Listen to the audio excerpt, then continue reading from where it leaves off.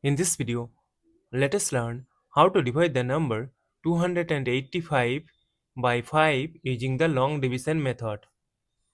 As 2 is less than 5, that is why we will consider the number 28.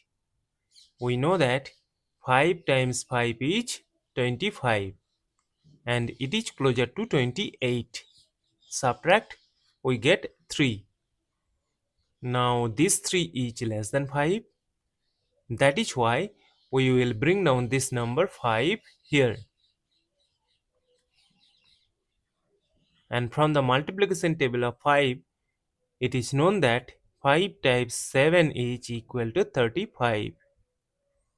Subtract, we get a 0.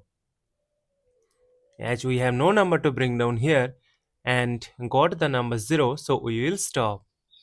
Therefore, 285 divided by 5 is equal to 57. And this is our final answer. Thank you for watching. Please like, share and comment on the video. Also do subscribe the channel.